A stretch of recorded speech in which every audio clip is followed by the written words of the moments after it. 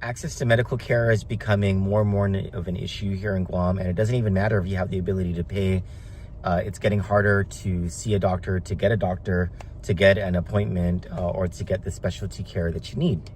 So I want to show you a growing solution to a growing problem. They're going to go out of their way to help find you a solution. And they've been growing their clinical services. Aside from this place looking and feeling homely, like this is their waiting area. Like, I don't think that people really understand that they do full clinical services here. Like, this is one of their clinical rooms. Look how nice it is. You get your vision exam here. So do you need to see an OBGYN, get family medicine done, internal medicine done? This is all stuff that's done here at the Total Guam Foundation.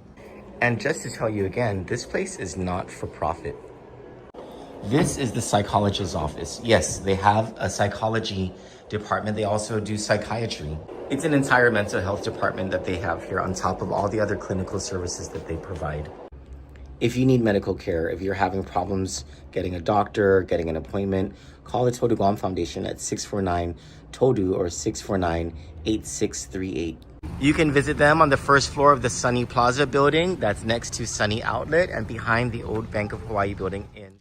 It's been a wild 24 hours for us here in Guam who are monitoring an emerging scandal dealing with the procurement of the developer for Simon Sanchez High School rebuild. It's an ongoing controversy, but a renewed scandal. The controversy being the government of Guam's absolute failure since 2013 to build this school.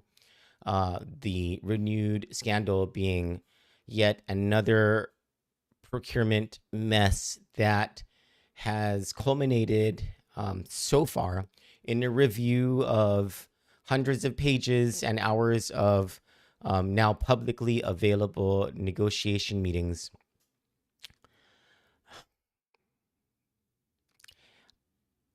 I think at the very least,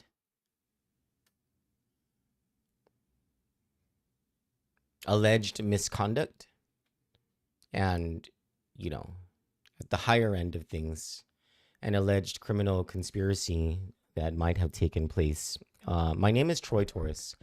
This is the morning show on Kandit, which starts at 8 a.m. simulcast on our Facebook, Instagram, and YouTube pages, live from Monday to Friday. A morning show also on Sunday, but the difference is from Monday to Friday. It starts at 8 a.m. on the clock. And on Sunday, it starts at whatever time in the morning. There's also the evening show on Kandit that starts at 7:30 p.m. from Sunday through Friday. Saturday's our day off. It is now 8:04 a.m. on Tuesday, May 19, 2026. And the more we delve into the Simon Sanchez High School scandal, the worse it gets. And I want to talk to you today about how so many people in our government seem to have some dirty hands, and how much dirt, I think that's yet to be discovered. But Democrats and Republicans from the administration, and you know what doesn't look good. The legislature is going to go into session this morning because the governor has called them into session this morning regarding Simon Sanchez High School in a bill to circumvent the procurement process and make the award right away to Cortec to start the work on Simon Sanchez High School, which of course will put us on the hook for about $500 million in all-in financing for 30 years. On the heels of the discovery of all of these issues, right? That bill was actually introduced by then acting governor Josh Tenorio, who's the lieutenant governor. Josh Tenorio used to work at Cortec. Now, I'll tell you, as a full disclosure, I used to work at Cortec as well. But seeing as how I'm reporting on this, I don't think there's a question about conflict of interest with me. But for full disclosure, I used to work at Cortec. I'd worked there for, I think, 3 or 4 months in 2015. It was a long time ago. And also, I'm not the lieutenant governor of Guam. I'm not a member of the legislature. I'm not introducing any bills or voting on any bills related to Cortec or anything like that. It's a whole different story, right? But disclosure being what it is, I used to work at Cortec. And so you have the lieutenant governor who used to work at Cortec. Matter of fact, when he worked at Cortec, argued Cortec had protested the JFK rebuild because it had lost that procurement, and Josh Tenorio was the person who was arguing any circumvention of the procurement process as the spokesman for Cortec at the time. So tables have turned, conflicts of interest have not ceased, and I mean, but it goes way beyond just the administration. Well, what I want to bring to you today, aside from a letter from GPS to the GPS is the losing offerer in this procurement. They're the ones who protested. Aside from bringing you that letter, talking to you about how this legislature needs to gavel in at 9 a.m., bring the lieutenant governor's bill forward, slam this entire scandal, and vote this bill down unanimously if they ever want even a shred of credibility to remain in their names. And I want to bring you excerpts from session in January when the legislature passed a bill that circumvented the procurement process in this Simon Sanchez High School debacle. We'll talk about these things. We'll start to talk about these things one by one on the other side of the commercial break. And by the way, this show is not going to end normally as it does at 9 a.m. because at 9 a.m. we're going to go straight to watching this special session. But let's just get on with our show. Short commercial break. Stick with us. Good Morning Show with Troy Torres is brought to you by 76 Circle K Guam.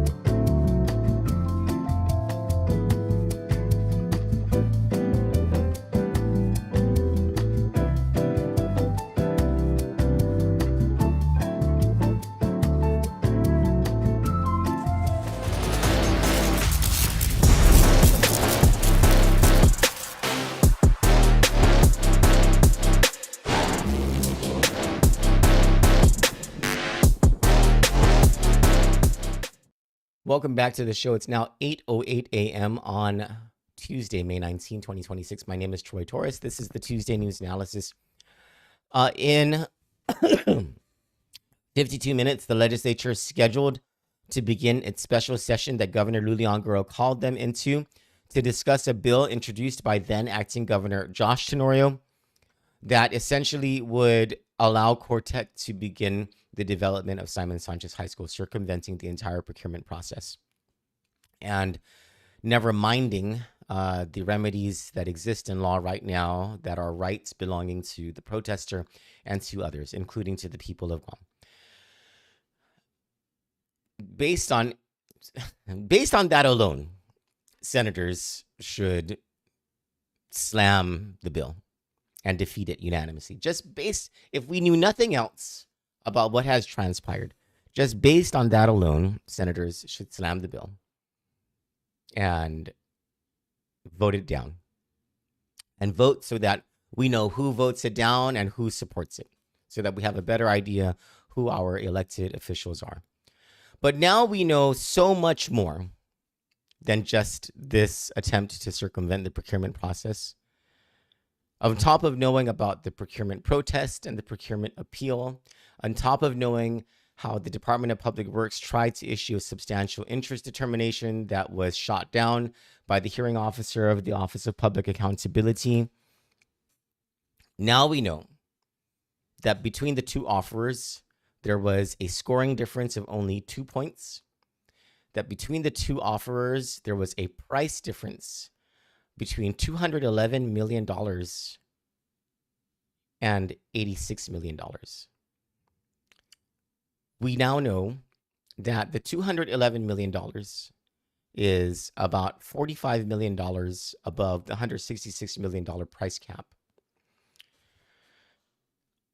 Now we know, according to recordings of meeting one of the negotiations that occurred between Cortec and the government of Guam, that the government of Guam, from the beginning of the first meeting, and perhaps from even before the beginning of the first meeting, knew that at the time Cortec's price was about $196 million. This was prior to the addition of $16 million, which we will discuss. At the time, they knew that the price was $30 million above what the legislature placed as a cap. And rather than ending the negotiations there as they are required to by law, the governor's team continued on with negotiations in a alleged conspiracy with Cortec, planning out the manipulation of senators to raise the financing cap through law, even laughing about how senators didn't even understand the law that they passed, how senators don't read, how senators will just go along with things. And then in another meeting, laughing about how Cortec might need to donate more money to their campaigns.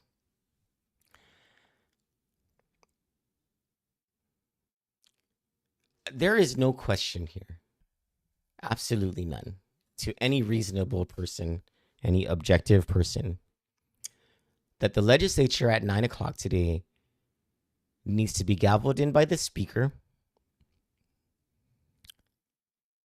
The majority leader needs to move to resolve into the committee of the whole of whatever committee this bill is in, or that makes sense for this thing. The chairman of the committee of the whole needs to start the discussion and allow for the starting of the discussion. They need to remove the time limits. Right now, they have a 5-minute debate time limit, and you only do 1 round or 2 rounds or whatever. They need to remove those constraints.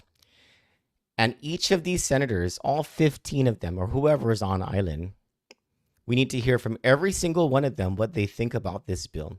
And if it's anything short of slamming not just this bill, but this scandal, we'll know something's up.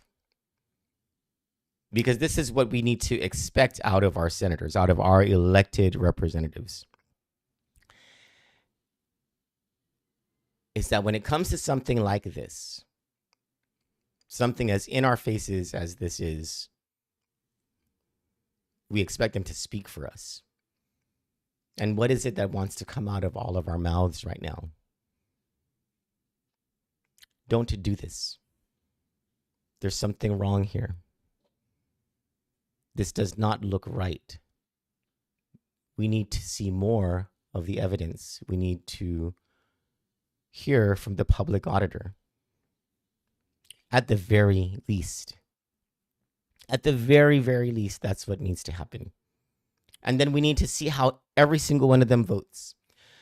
I really don't think it's going to be in any senator's interest if the speaker, sorry, I'm getting a phone call. If the speaker gavels in and then gavels out, or if they move to table discussion, or if they refer the bill into some sort of committee, they do those procedural things to avoid having to take a stand. This is one of those issues where the senators can't do that. They need to take an absolute stand today about what this is. When we come back from the other side of this commercial break, I want to bring to you excerpts from a session in January that will call all of us to question both the administration and Republican senators about an alleged entanglement with Cortec on this whole Simon Sanchez high school issue. This is not good. This is not good. And I have to think that the Republican senators never thought that this was going to happen and would not want you to see the footage that I'm going to show you. Stick with us.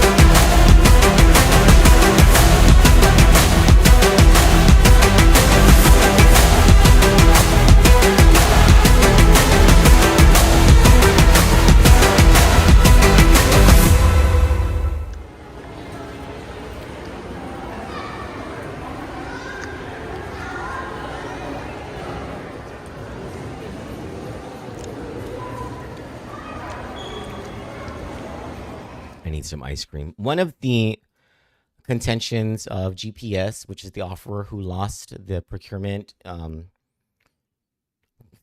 the offerer who the governor's team evaluated below Cortec by 2 points. So if is essentially losing the procurement, but being next in line should Cortec be disqualified or declared non-responsive. Or if the Department of Public Works just determines that they're going to move on, that they cannot accept Cortec's terms, and so they're going to move on to the next offerer, right? That's GPS. According to GPS's contentions, and according to the documents in the case, Cortec submitted a term sheet that had a bottom line of $196 million for the finance, demolition, design, build, leaseback, and insurance maintenance of the new Simon Sanchez High School. Note, demolition is in the RFP. So there was a bid for $196 million. It includes $30 million in value engineering. It's basically the ability for DPW, and you heard it in that first meeting. They were bouncing back and forth what they could subtract from the school so that they could fit within the $166 million, which is, of course, something that the RFP forbids. You cannot do alterations. You cannot do options. DPW and the governor's team ignored that as well. So $196 million.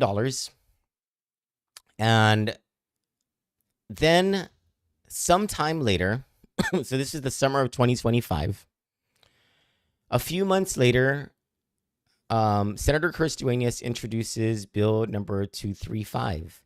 And Bill number 235, as introduced, was just it just affected one paragraph, and that one paragraph would allow for the appropriation that was made for the leaseback in fiscal year 2026 to apply instead to the cost of demolition of Simon Sanchez High School, effectively yanking the demolition from the financing portion of the RFP. And this is in the middle of the procurement that this happened. As in, there had not been a final award. There was a protest, and there was a protest that was made by GPS and an appeal that was pending following a substantial interest determination from DPW on this whole mess.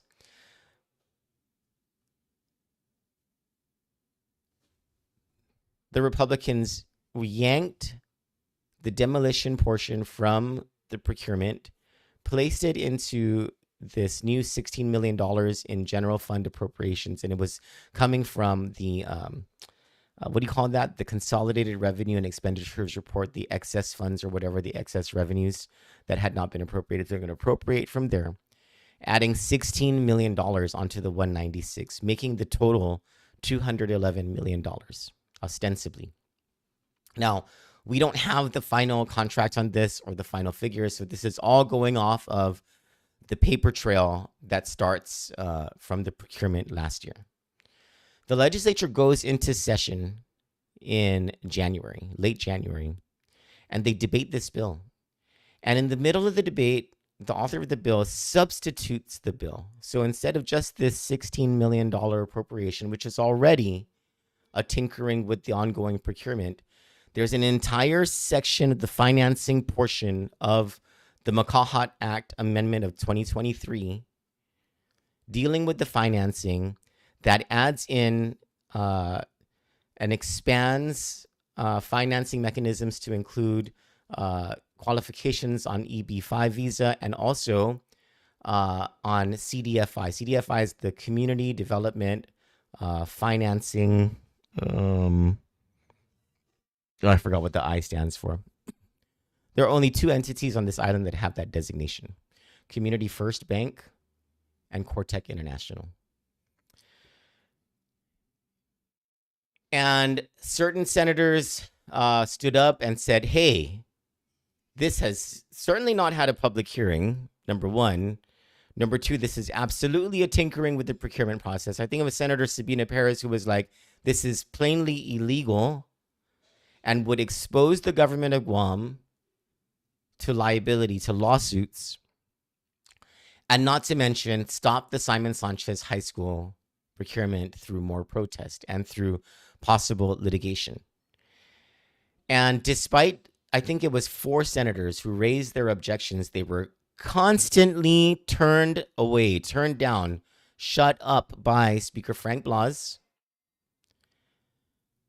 There were allegations made that Republican senators had colluded with, if not directly with Cortec, then with emissaries or consultants of Cortec, allegedly.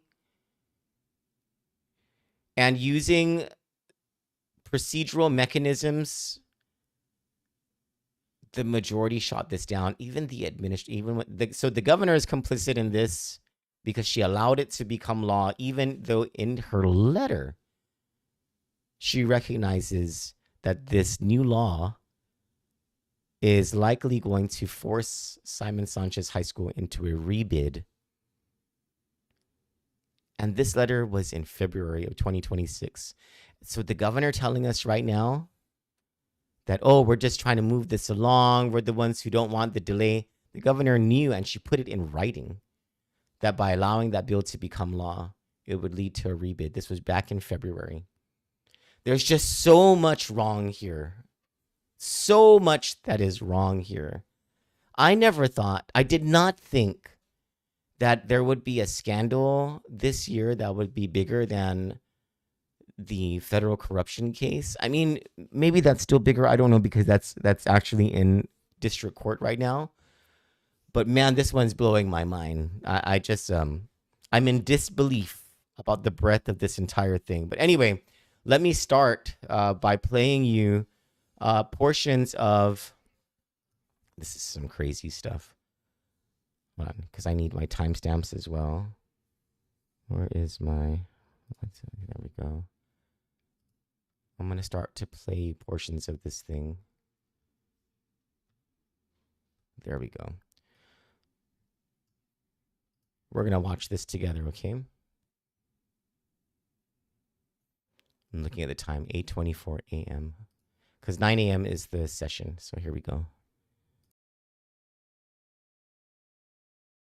Up next, actually, we have good Senator from Tumuning. Senator Duane, you're recognized. Sidusmasi, Mr. Speaker, and good morning to you, my colleagues, of course, our colleagues, and also to the people of Guam. Mr. Speaker, at this time, I move to accept Bill number 23538 COR as amended by Committee on Finance and Government Operations and substituted on the floor. Mr. Speaker, with your indulgence, I would like to explain, as we move it to the third, why it's being substituted on the floor. Would you please allow me to do that? Go ahead and proceed. Mr. Speaker, I respectfully ask the body, notwithstanding the rules, to allow me a short summary as to why I'm making this substitution on the floor. Colleagues, during the public hearing and in the testimony included in the committee report, it was made clear that there may be alternative financing opportunities available that could reduce the overall cost of delivering Simon A. Sanchez High School project. Because we had deadlines to meet for filing the committee reports, I instructed my team to get the committee report filed on time. The Simon Sanchez Sharks have waited long enough for a safe, modern campus, and I did not want to proceed on timing and become yet another reason, to project delays. So I wanted to make sure we move forward, but substitute on the floor. This substitute bill is about making sure that we are not leaving financing options off the table. While the current law already provides a path forward, the substitute bill language makes our intent clearer to outside partners, including the federal government, by explicitly aligning this project with recognized federal opportunities and financing mechanisms. In other words, we are making sure this project is authorized not only on the front end, but also supported on the back end in any way that helps us secure the best deal possible. Thank you, Mr. Speaker. And at this time, once again, I would ask my colleagues to allow me to substitute this bill on the floor, place it in the third reading file for discussion, Mr. Speaker. Okay. Okay, now I'm going to move it up. First off, let's go ahead and accept the substitution. On the motion to accept the bill, substituted. Gentlelady from Barragata, you're recognized. Gentlelady from Barragata, ma'am, you're recognized. Yeah, I have a point of inquiry for legal counsel. If they can weigh in on the fact that this is a substantive change and would require additional public hearing. So that's my point of inquiry on this bill, as well as a point of order. Point of order is that, that particular reason, as well as, that's my point of order and point of inquiry. Let's take a 1-minute recess.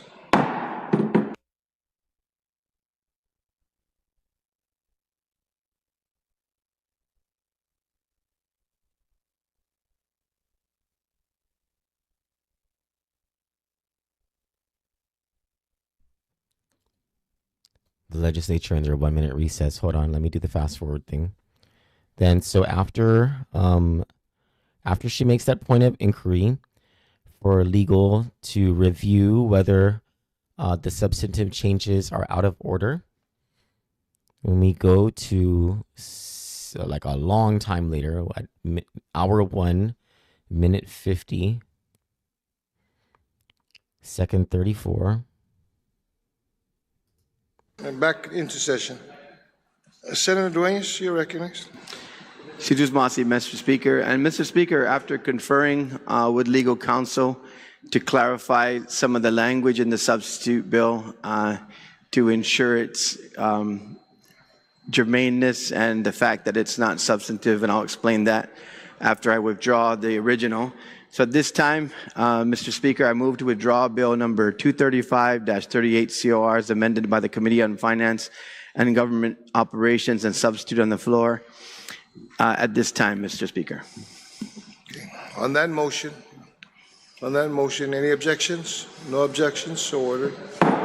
Mr. Speaker, my next motion, and once again I'll explain this after conferring with legal counsel to clarify the language and the sections of what we had done in the substitute bill. But first I move to accept Bill number 235-38 COR as amended by the Committee on Finance and Government Operations and substituted on the floor, and that has been passed out, Mr. Speaker. So I make this motion at this time. Can you please read the title, sir? Yes, Mr. Speaker. So, Mr. Speaker, the title of 235-38 as amended by the Committee on Finance and Government Operations and substitute on the floor reads, an act to amend subsection 51D108 of Chapter 58, Title 5, Guam Code annotated relative to amend Section 8 of Chapter 1 of Public Law 3860 relative to financing and pre-development stage expenses for Simon A. Sanchez High School project. Okay. On the motion to accept Bill number 235-38 COR as amended by the Committee on Finance and Government Operations and substituted on the floor, are there any objections?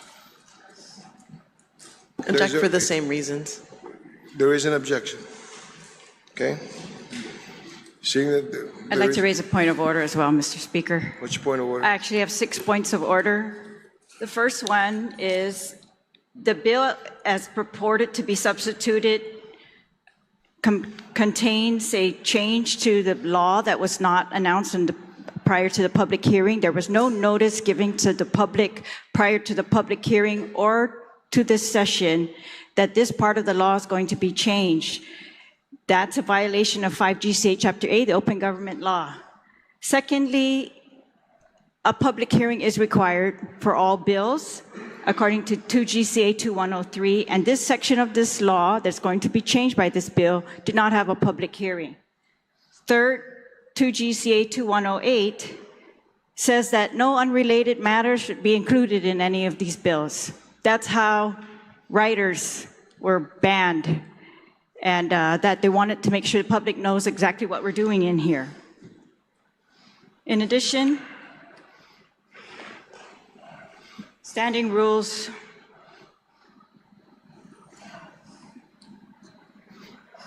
6.02b requires that titles of the bill give ample notice of changes to laws and statutes that we are making, and the title of the bill did not do that prior to its being put on the floor. This is a whole new section of law that is being amended, not included in the public hearing. So no one knows what we're doing in here. And as you know, this is the subject of a contested procurement now worth $140 million at least. And none of the parties has been given any notice of this. None. And I don't know whether we're helping or hurting because we're not going into committee of the whole. So that's another point of order I'm raising. If this is a change to a appropriation, our standing rules require that we go into committee of the whole when we know that we are going to change the appropriation or what that appropriation is going to be used for. And in this case, we can't tell whether we're helping or hurting the procurement. There's been no testimony on that at all. And you know that there were protests. According to the governor, it was awarded, but according to the protesters, it's pre-award protests. I haven't seen any decision. I'm not sure the status, and I don't want to be hurting that and delaying again Simon Sanchez and have that on us. Again, another standing rule is 1.02K, which says that if the bill is materially different, and I think making one change to say that we're going to add the words "and associated pre-development stage expenses" to construction expenses is one thing. That's what the original bill does. But I think it's materially different, and I think council has said that, to include financing options, to amend financing options. Now, these might be great ideas, but we don't know because we didn't have an adequate public hearing on that. And we're going to be acting blindly in here, and that's the reason for that rule. That's a standing rule. If it's materially different, then it should have another public hearing. And I don't want to delay Simon Sanchez, and I don't know if this is critical to it or not. We were told by BBMR that the language in the original bill, that was critical. We have not heard from any of those agencies regarding this other language, Mr. Speaker, and I think we're going to be acting blindly in here. Those are my points of order. Mr. Speaker, I'd like to address those. If I could get a ruling, Mr. Speaker. In fact, the one that says materially is, all of these are totally up to you, the Speaker. If I may address make a the ruling point of on- order, Mr. Speaker, it should be an open discussion on a rule of order, Is this a discussion, Mr. Speaker? and I should be able to speak. What's your point of order? So my point of order at this point into the issues that were raised, Mr. Speaker, first and foremost this. The reason for the substitute bill that I'm moving forward now is legal counsel has ruled that it is not substantively different at this point because it's an amendment to finance language which already is available. None of these programs are new to Guam that are underlined in the new section, not new section, but new language that's added to financing. Mr. Speaker, the law that created the financing capability for Simon Sanchez, all of the language there is already in that public law. This is simply adding the two programs that are and have already been used in financing within other projects in the government. I can go so far as believing, I've spoken to at least one individual, that there's quite a possibility that the building we just opened at UOG and did the ribbon cutting for used a portion of one of them, that's financing mechanisms that's enumerated in this bill. Point of order, Mr. Speaker. Mr. Speaker, I'm Point of speaking, order, Mr. Mr. Speaker. Speaker. I'm speaking, Mr. Speaker. Let me complete my point of order. I did not interrupt But he's the speaking on the merits of the bill as opposed to the point. I am addressing cite what the was point. been addressed, Mr. Please Speaker. cite. The rules require when we raise a point of order that we cite I'm going to bring the provision. I understand, appreciate it. I'm bringing the House back to order. You can continue with your point of order. Thank you, Mr. Speaker. I am addressing what was brought to my attention and the reason why this bill has been cleared by legal counsel to be accepted on the floor. And I'm addressing the point of order that was put forward by the previous speaker, which is in line with all of the comments that was made by the previous speaker in the point of order. All of those sections have been enumerated and discussed by the previous speaker, so I'm addressing them. Thank you, Mr. Speaker.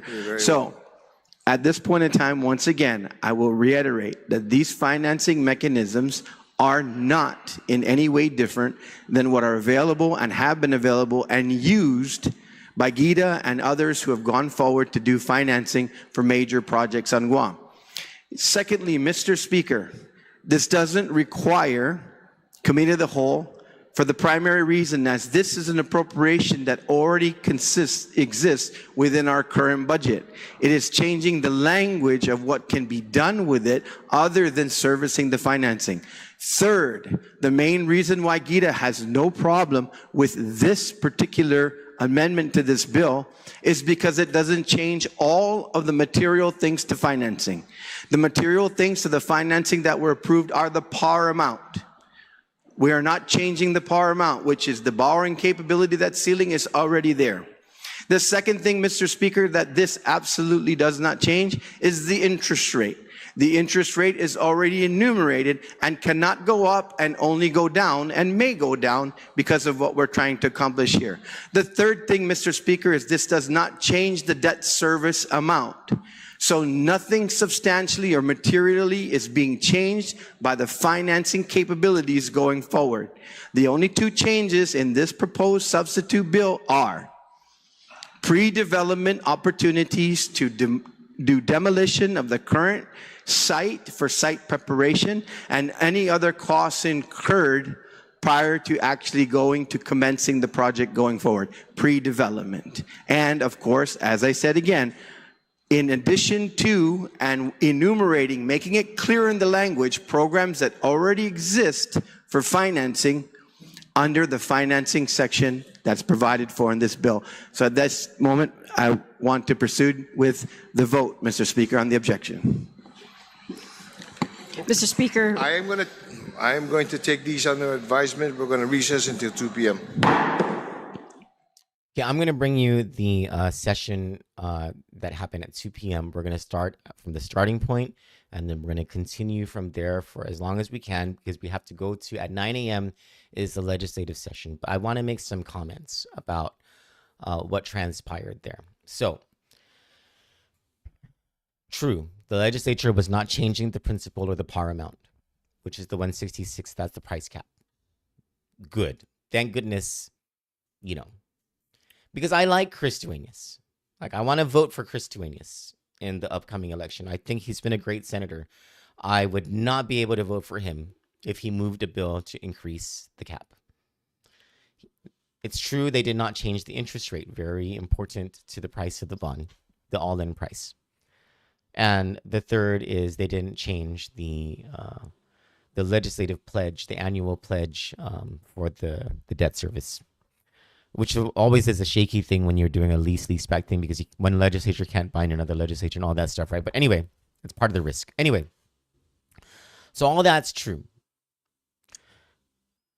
And there is an ongoing debate about what that $16 million is. And this is all that budget versus cash, age-old debate that happens, right? Was this just a matter of cash flow, getting the $16 million to the soon-to-be awarded contractor so that the demolition could happen faster? Or was this an additional $16 million to the already known 196, making it to 11 in total? And you heard the almost awarded contractor in the summer first meeting negotiation taped recording talk about how senators don't read, how senators didn't even understand the Makahat Act. They don't know what it is that they passed. And so you have to wonder, what was this? And then the next thing you have to wonder is, where did this come from? Yesterday, after reviewing portions of the meeting minutes from the summer negotiations last year, I sent a note to all of the senators because there was the inference, if you will, that the developer would or somehow already knew that it was very likely that increasing the financing cap would pass the legislature, and that perhaps he needed to make bigger donations into campaigns. That's all on the tapes. So I sent To all 15 senators, have you had any discussions with Cortec, any of its affiliates, consultants, emissaries, since June of 2025 about Simon Sanchez high school procurement? And the answer I got back from 11 out of 15 was no. The ones who did not respond are Senators Shelley Calvo, Shango Matautau, Tina Munya Barnes, and Josen Augustine. And I don't know why they didn't respond. But from the 11 others, it was no. That was summer, ever since summer of 2025. This bill is January, discussed on January 28, 2026, meaning it was introduced like probably a month prior. I don't know when it was introduced, but it was introduced sometime before that in time. It had a public hearing, not the substitute version, but the original version had a public hearing. Is it something that Gita asked for, BBMR, the governor, something that a senatorial staffer was like, hey, you know, there are opportunities here to better this thing, even though we're tinkering with the procurement in the middle of a procurement? I mean, that's so even though they're not changing the par amount or the interest cap or the annual lease payment cap or debt service cap, it's still a change in the Makahat Act, which authorized the procurement in the middle of the procurement. It's still the movement of $16 million for the separation of a demolition.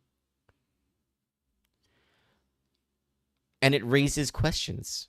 And even the governor herself, in allowing the bill to lapse into law, she pulled out one sentence and said, this is very likely going to lead to a rebid of this whole thing. It's going to be protested, litigated. So at 2 o'clock that day, they come back into session. I don't know if they actually got back at 2 o'clock. We're only going to be able to watch the next 17 minutes of this. I'm not even going to be able to get to the third segment, which was a letter I was going to read to you from GPS to the senators, which is, wow, that's we'll get to that later, I guess. But let me see. I'm going to 10:25 here. But the let me go a little bit before that, 10:12. But the legislature's going into session 9. I don't know if they're going to start on time, but we'll switch over to that. I'll be monitoring that for a switch over to the special session. But until then, we'll continue with oh, hold on. I need to run commercials first on the other side. So I'm going to have 1, 2, 3. I have 3. I have 3 commercials to run, I think. It's going to be short. On the other side, this commercial break. Stick with us, please, and we'll get straight to hearing about the going back to the 2 p.m. on January 28, 2026.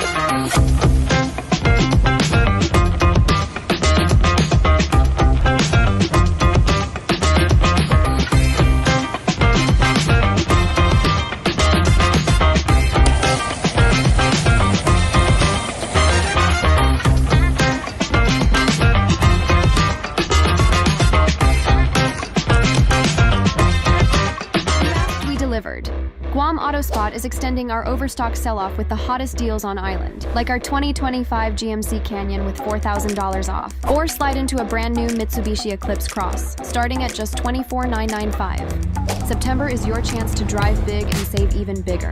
Visit us today or get pre-approved online at guamautospot.com or call 478-AUTO. Guam Autospot, where the savings never stop. The community hasn't been able to provide input on this substantive change. And considering that the procurement is still ongoing, the question is, would this affect the ongoing procurement? I don't know if that question was brought up, considering this is a new version or a substitute version of the bill, which is substantially different. And I think that's an argument that you can present I'm sorry? That's an argument that you can present upon the deliberation of the bill on the floor? Yeah, but the motion is to substitute the bill, and so I.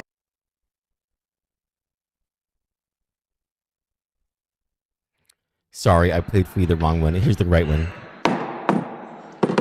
Legislature's back from session.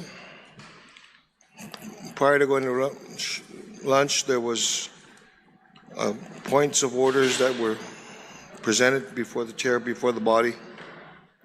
And after review and discussions in working with legal counsel, we went to make the ruling that based on all 6 points of order, we can proceed with the bill. We can proceed with the bill. That is my order. So, Mr. Speaker, at this time, I move that Bill 235-38, as amended in committee, and further amended on the floor, be placed in the third reading file. Point of order.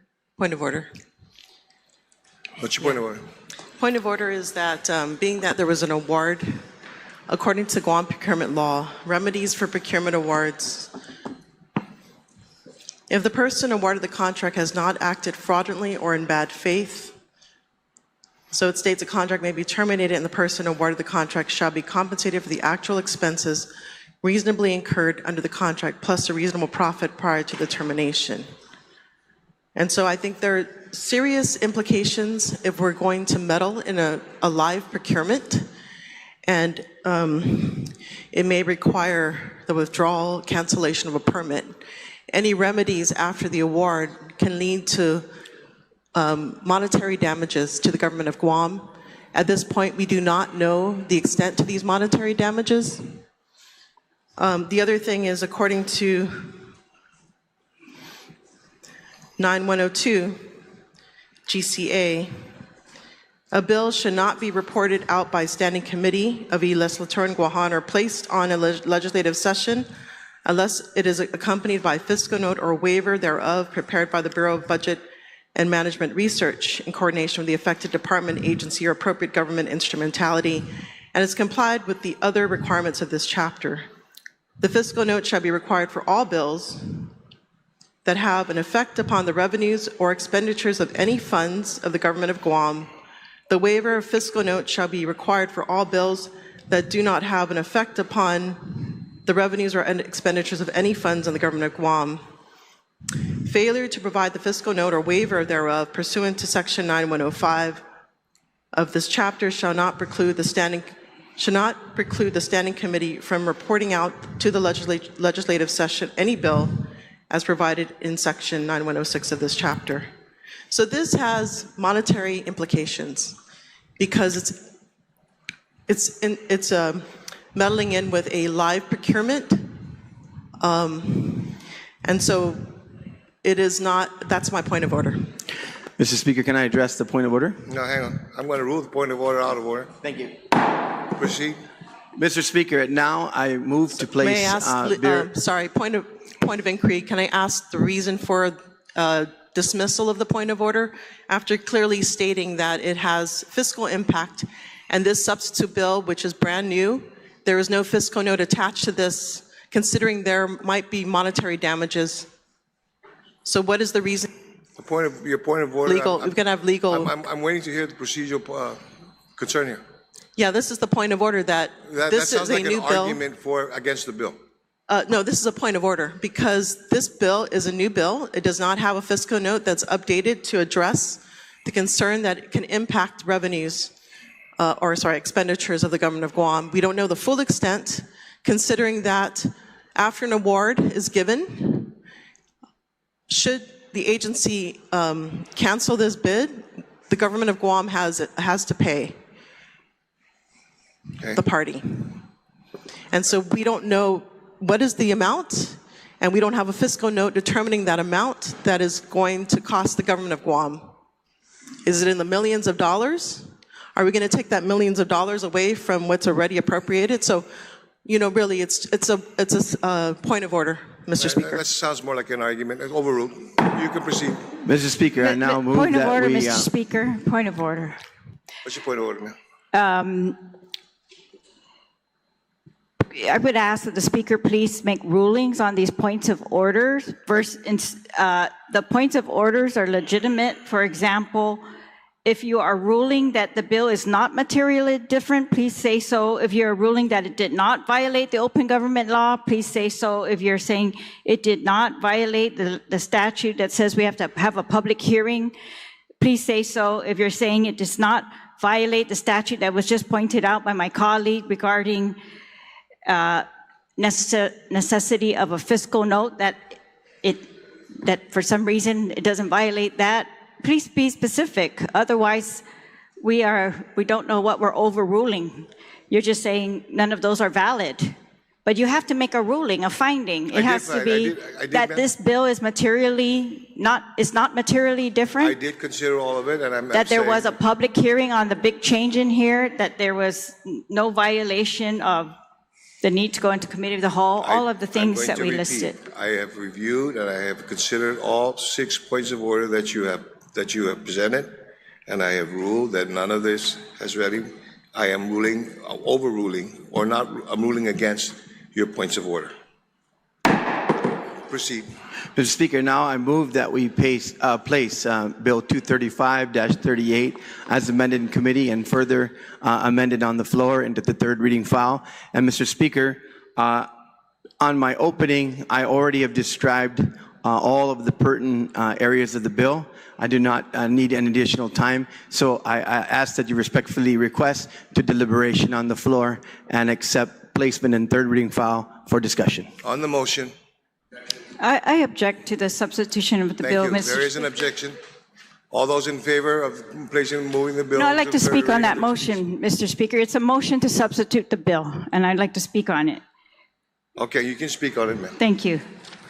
Again, we had a public hearing on the original bill. I don't think there's going to be any objection to that. I think our rules require us to go into committee of the whole so that we can make sure. But I think that there were certain things said this morning that were actually false. For example, that the brand new section of this bill was recommended by BBMR. There's nothing in the record that indicates that, and the director of BBMR denies that. There was also another statement made this morning that GITA has no objection to this. Again, there is no record of that in the committee report. At the committee hearing, the director said that was the first time she ever heard of the idea. It was not vetted by her, and she said, I don't know, I haven't reviewed that. And there is nothing in our desks or in this committee report that indicates otherwise. So, and it's not even clear whether this is absolutely necessary. And we're going through all of this for an amendment that might not be necessary, but very much puts us at risk of interfering with an award of a procurement. And I feel like this is some kind of backdoor way to do that. We can't tell because we can't get the people here to talk to them about it. It seems like the parties to the procurement haven't had notice of this. And I'm not understanding why it's so urgent or compelling to substitute this bill when we can move forward with Simon Sanchez today, adding that they're going to use the money for these additional expenses and then put the entire construction, again, at risk of delay. That's the danger in substituting the bill, especially when it is not necessary. If there's already an award, then that's not necessary. If there's a protest, then we are interfering in the middle of that. I haven't seen a decision yet. Or is that what we're trying to do? I can't help but ask that, Mr. Speaker, because if this language is harmless, then it seems unnecessary. And we're forcing a change to the law that authorized the construction of Simon Sanchez while there is an award pending for the construction of Simon Sanchez. If that's not in the middle of a procurement, I don't know what is. And I'm just saying the risk is much greater than the benefit of going forward with the original bill. That will allow us what the author wants, to allow them to use the money to tear the existing building down too. If that wasn't already included, they were moving forward. They were announcing and everybody was going to show up for the big grand demolition of the building. And are they going to tell us now that they needed this language in order to do that? I hope you agree, Mr. Speaker, that just not making that much sense. But for sure, the risk does not outweigh what we can do to move forward. And I really would like to have those people down here to tell us this is not going to interfere with the procurement, and that is not what we're doing in this body, is trying in purpose to interfere with that procurement, Mr. Speaker. So for those reasons, I object to the substitute bill, and I just ask that we go forward with the original bill. Thank you. Thank you. Gentleman from... Mr. Speaker, I'd like to address the comments of the retiring speaker and explain why most of those are erroneous. Point of order, Mr. Speaker. He does not have this opportunity except in his closing on the motion. You opened up the floor, Mr. Speaker, for discussion on your motion. I want to remind the body that we're still in the motion to accept the substitute bill. Absolutely. That was his motion. He spoke on it, and now I'm speaking on that motion. Yeah, as but well. this is his bill. I get to speak on the fact that you're objecting to the motion. You want to speak to it, so I get to speak to that as well. You can speak on closing on your motion. You made a motion. You have a closing. I can speak at this point as well. Mr. Speaker, I want to address the points that were made by the retiring speaker. Point of order, Mr. Why don't we do this? We'll go ahead and then address them in totality. Okay? Thank you, Mr. Speaker. Gentleman from EPEN, you're recognized. Sidus Masia, Mr. Speaker, for the opportunity to rise and speak on the motion to substitute the bill, which I vehemently oppose. My dear people of Guam, let me just tell you what's really going on here. First, let's address the rules, which my colleagues in the majority always seem willing to bend or break when it suits them. This was the bill that was introduced. Okay, the bill basically allows the use of the $16 million that we appropriated back in the budget for associated pre-development stage expenses like the demolition. I just remind the gentleman that he speaks to the chair. I'm speaking to the motion, You're sir. speaking to the chair. Okay, well, I'm talking to the people of Guam, but I'm just going to look at the, Speak to the chair. speaker. I don't know, is this the kind of governor you're going to be, Mr. Speaker? Speak to the chair. Huh? Speak to the chair. Yeah, so Mr. Speaker, the bill was that was introduced does exactly what I just told the people of Guam it does, but the problem is there was a bait and switch. There was a bait and switch, Mr. Speaker. We came in prepared to discuss this bill, which I believe had the support of a majority of members in this body, but it was baited and switched. Now in the public and in the author's opening, he had cited that the amended version included a section that at the suggestion of a Mr. Henry Titano, who I'm not sure what the affiliation Mr. Titano has with any company that this section would benefit, Mr. Speaker. Now, just going back to the public hearing, the administrator of the Guam Economic Development Authority, Tina Garcia, who we just confirmed, didn't even want to talk about the amendment because she was worried that it would impact the protest. Didn't even want to talk about it. And she was asked about it by our good colleague from Hoggett and Jigo. What about this amendment from Mr. Titano? And she basically said it may impact the protest, but I don't even want to talk about it, Mr. Speaker. And this is why we see delay after delay with Simon Sanchez. They're going to get up and they're going to say, oh, we're opposed to the construction of Simon Sanchez. But every time we meddle with this procurement process and insert politics, because we're trying to serve the interest of somebody special, it leads to further delays. So if you want to pull a bait and switch on the people of Guam, you want to pull a bait and switch on Simon Sanchez, of course we're going to stand up and fight it, Mr. Speaker. Also just want to object to your rulings on these very valid points of order. We're talking about violations of the open government law. We're talking about violations of laws, violations of our own standing rules. And that's not even getting into the merits of this section that was added in the bait and switch. We don't know if this is going to interfere with the protest. We don't know if this is going to jeopardize the awarding of the bid. We don't know if this is going to send the construction of Simon Sanchez all the way back to step one, Mr. Speaker. So if you want to rule up there with an iron fist and throw away accountability. Okay, I hate to interrupt that, but the legislature is in special session right now. They're just starting. I need to get this over to so we can watch this together. And May 19, 2020, whatever, and let's do this.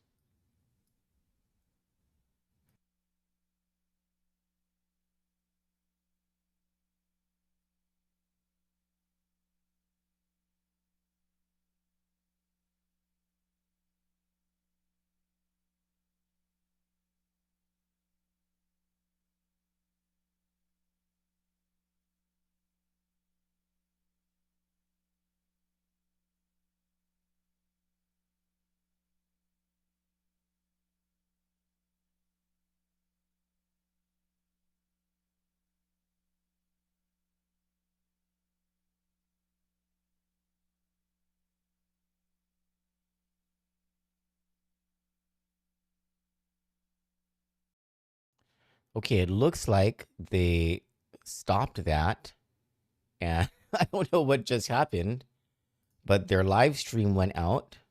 Hold on. Let me refresh this.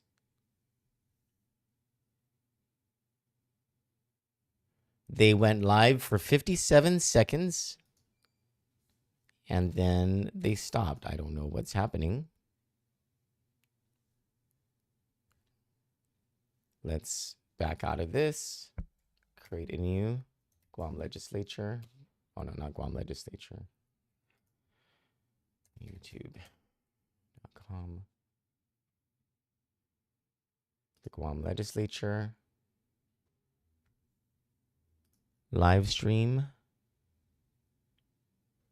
Yeah, I do not know what happened. Hold on, let me try to figure out. Oh, there, they went back live again. Okay, so here we go. Speaker, Mr. Speaker, I move to waive special session agenda items 2 through 6. A motion was made to waive special session agenda items 2 through 6. Are there any objections? Hearing, seeing no objection, motion carries. Madam Clerk, take roll call, please. Vice Speaker Etta. Senator Barnett. Speaker Blas. Here. Senator Borja. Senator Calvo. Senator Duenas. Senator Gumatao. Senator Lujan.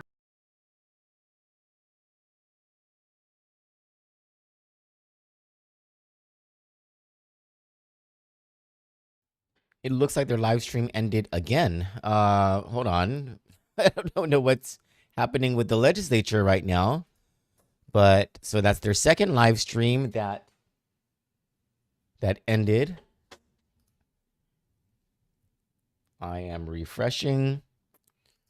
Boy, what a time for them to be having some technical difficulties, huh? What is going on, Guam legislature? This is the session that we need to see. This is the session. Let me ask my contact at the legislature what's going on. What's happening with session?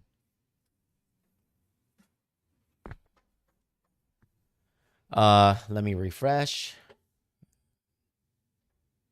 Nothing. So they're in session right now. We're just not able to see it. Talk about transparency being an issue with this government, I swear. Hold on, let me get back on camera. It's live. My contact is saying YouTube ended. Twice. I'm being told that there's a busload of students who are over at the session hall, along with the GovGuam bus. It looks like The administration is putting on some theatrics. Remember when the Calvo administration sent a hearse to the legislature?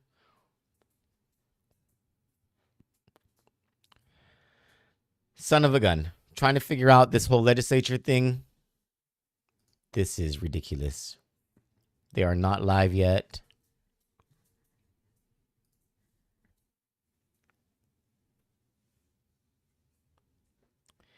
You guys are not live on your...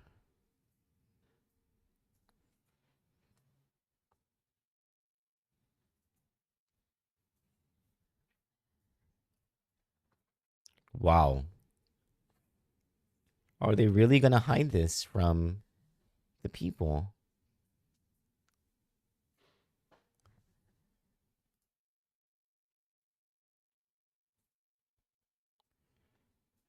This is really something. Of all the bills, of all the deliberations to hide from the people.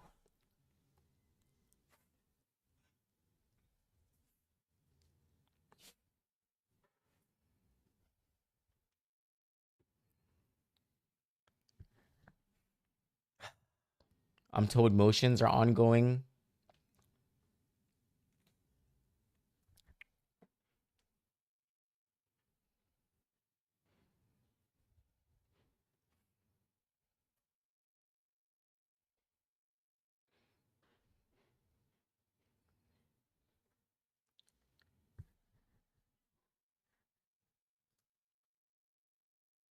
I don't know what to tell you, except, I mean, you can't automatically jump to the conclusion that the senators don't want you to see what they're doing. But I mean, this doesn't look good. Not one bit.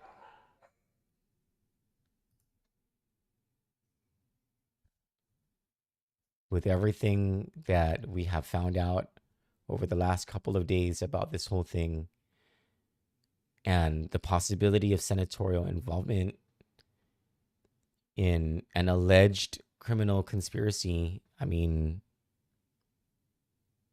not good. Let's keep going back to this session to see if... No, nothing yet. Nothing. They had 2 live streams. One lasted 57 seconds, another lasting 23 seconds.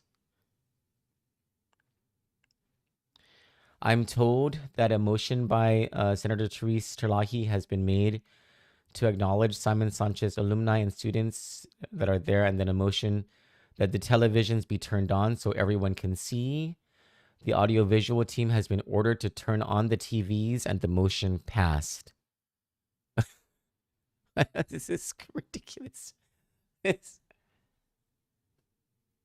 I am... We are at the mercy of, I suppose, a play-by-play that whatever's happening at the legislature that is not on the cameras right now. This is... Wow.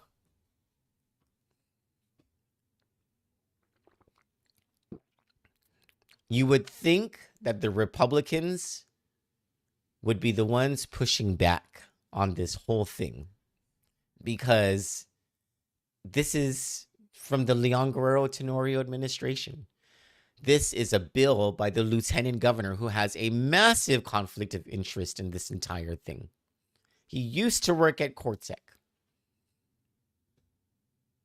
Who knows where he'll work next year?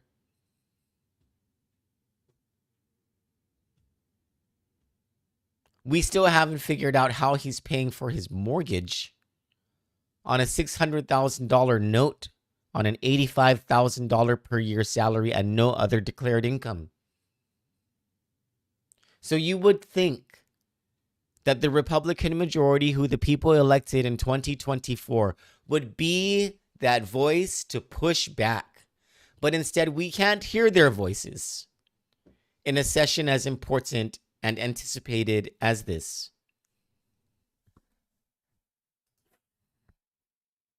Nothing yet. Nothing. We can see certificate presentations, state funerals, resolution presentations, stupid public hearings about stupid bills, but we cannot see this. I'm being told that they are now in second reading file. Senator Chris Duenas has moved to resolve into the committee of the whole and invite former Senator Roy Kinata. He is the author of the Makahat Act amendment. Yeah, I think they need to have very pointed questions to him. To DPW Director Vince Ariola, I am certain pointed questions for him, considering what was in those taped recordings. BBMR Director Lester Carlson. Yeah. Oh, I'm looking. Okay, I think we are live again. We are live again. Let us go to the stream. Majority Leader Senator Lujan, you're still recognized. Thank you, Mr. Speaker. Mr. Speaker, I move to waive special session agenda items 2 through 6. A motion was made to waive special session agenda items 2 through 6. Are there any objections? Hearing, seeing no objection, motion carries. Madam Clerk, take roll call, please. Vice Speaker Adda. Senator Barnett. Speaker Blas. Here. Senator Borja. Senator Calvo. Senator Duenas. Senator Gumatao. Senator Lujan.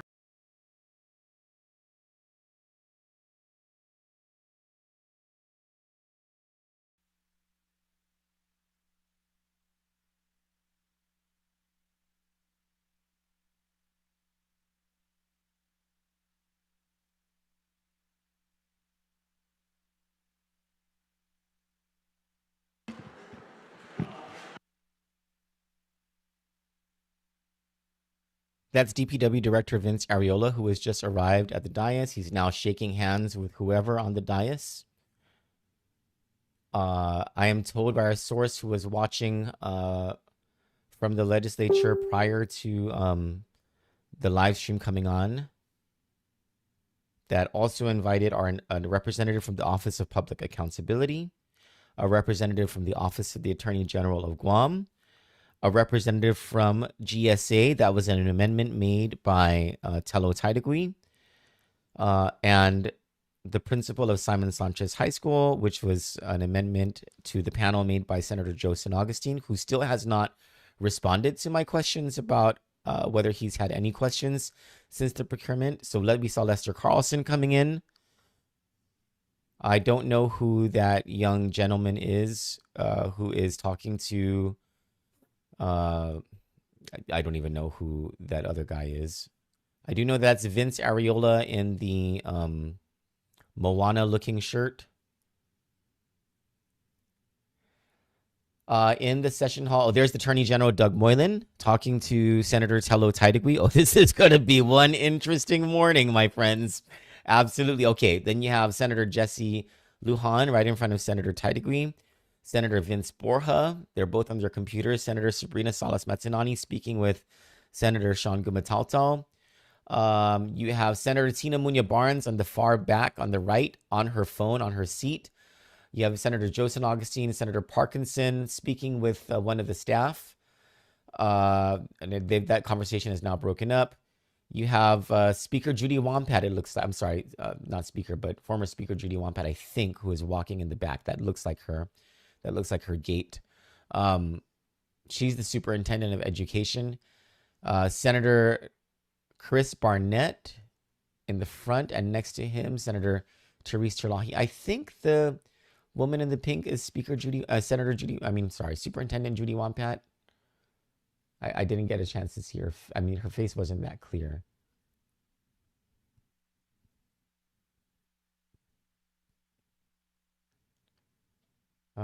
Whoever that is making her way to the front.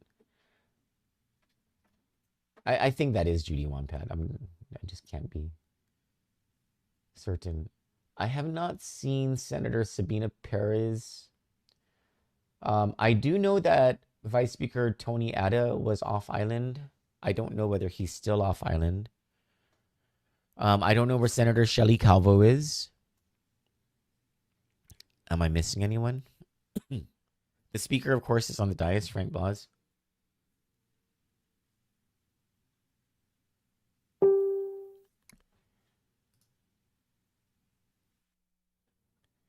All right, we are just waiting for the committee of the whole to start.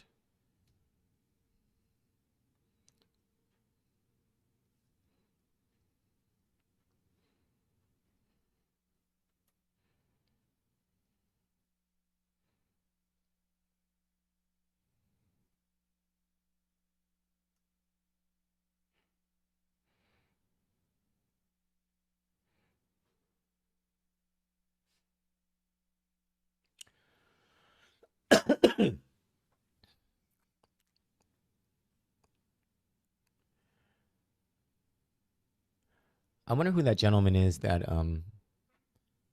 Senator Terlahi is talking to. Judy Wampad is talking with Vince Borja right now. There's Speaker Blas walking in from the back.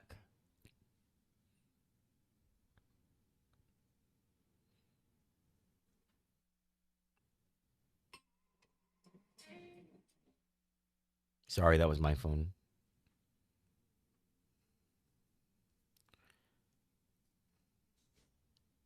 So in the committee of the whole, it looks like Senator Chris Duenas is going to chair this. He's the chair of the committee on Ways and Means or Finance and Taxation, whatever they call it.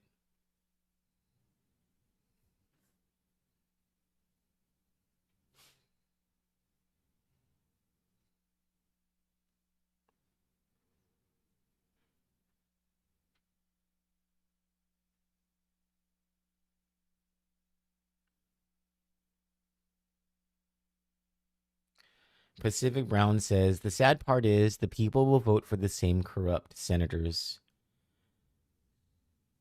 I hope I know I'm gonna butcher the Chamorro here, but Titao Santos says, si Juusin fan binin DC Kandit News Group. God's blessings right back at you.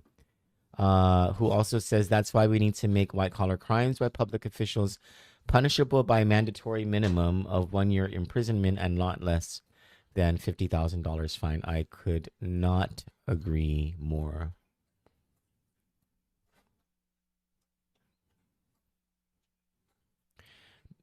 Auntie Lonnie Salas says, double wow.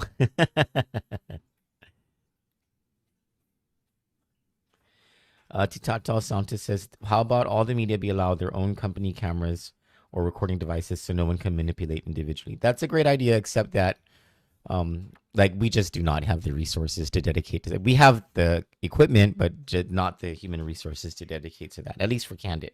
Maybe the other news, right? And then you run into the issue, who owns the other news?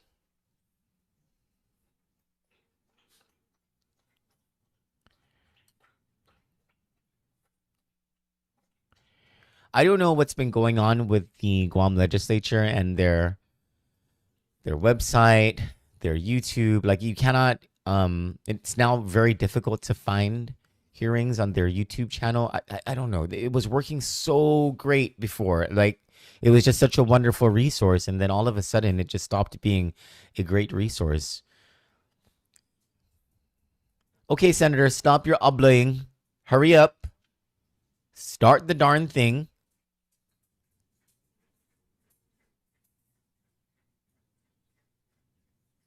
Apparently, you guys have known about these issues and the problems with it since at the very least January. We just heard that hearing that was in, or that session that was in January where the senators debated all of that. So obviously senators are aware of what these issues are. I suppose contrary to what was said in that meeting negotiation about senators. No, oh, there we go. The stupid feed dropped again. Very good, legislature. Very good. Oh my goodness. What is going on at the Guam legislature? Let me get back on camera while we're waiting for, hopefully this gets resolved. Let me ask. Hold on. The live feed dropped again. My source is going to let me know when they come out of recess, and if we are not out of, if the legislature's not back in, I guess we'll get the play-by-play. Son of a gun. I guess this is why everyone should go to Docomo, which is our advertiser, by the way, full disclosure, and get cable.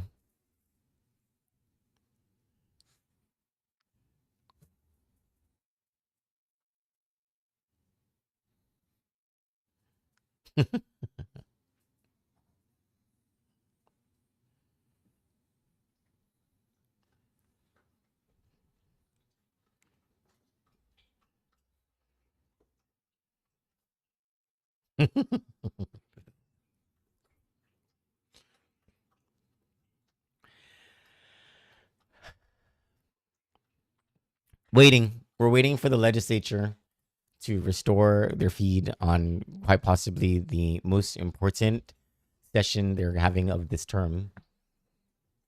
And the feed dropped 3 times already. Looks like they're live again. I think it says live. Let's see. Live, yeah, and they are still on recess. Let me change this back to the live stream. But they're still on recess. There's no audio, I don't think.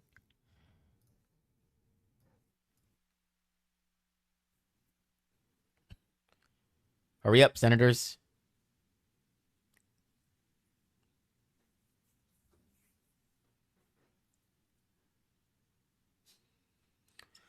Excuse me. Can you guys tell me in the comments what medicine, over-the-counter medicine, I'm supposed to take if I have a cough and a little bit of congestion? Is it just Tylenol? Is that what I'm supposed to take?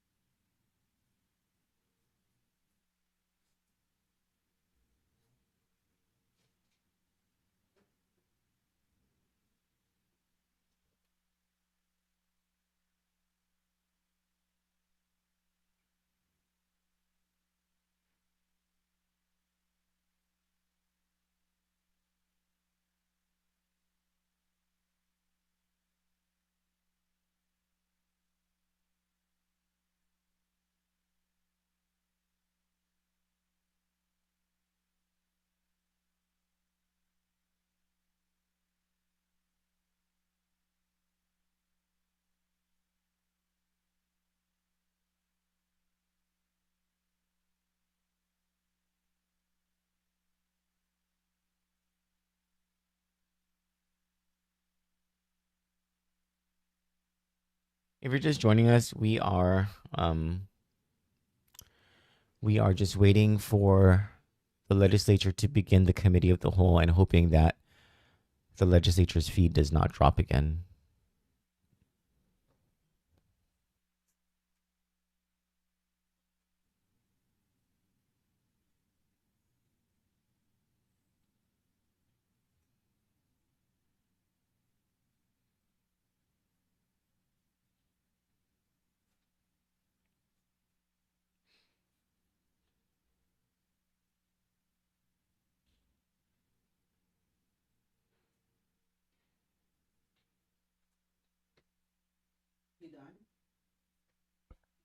No.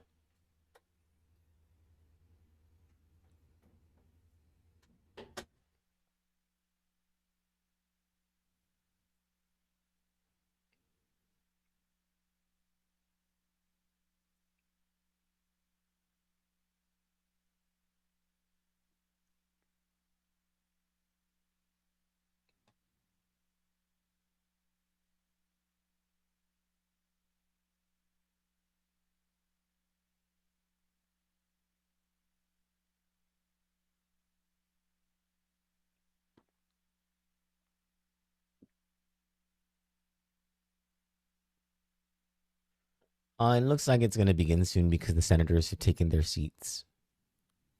That's normally an indication that they're about to start.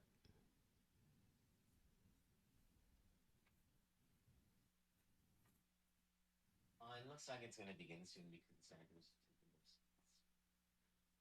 That's normally an indication.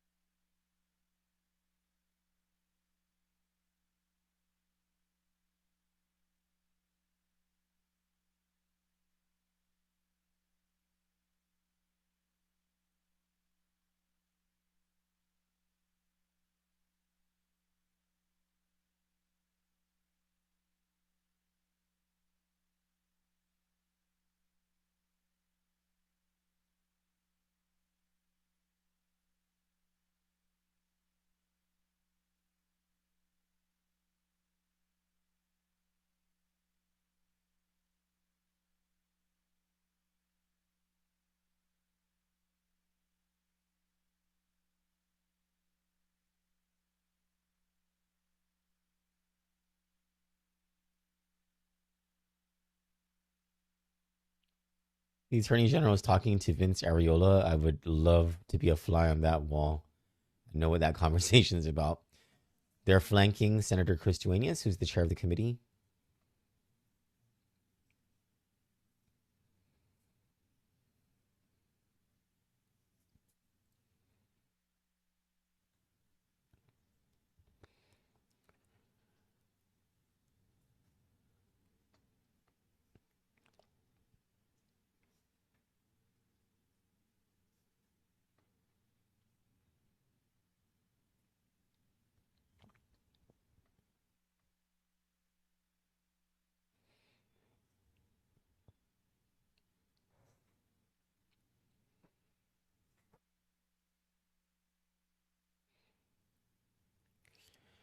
This is a make or break moment for senators in terms of this year's election. Because I think there's an expectation from voters that today senators take a stand one way or another. And that will tell us everything about them. However, they've screwed this thing up until this point. This is an opportunity for senators to begin to rebuild credibility with the people.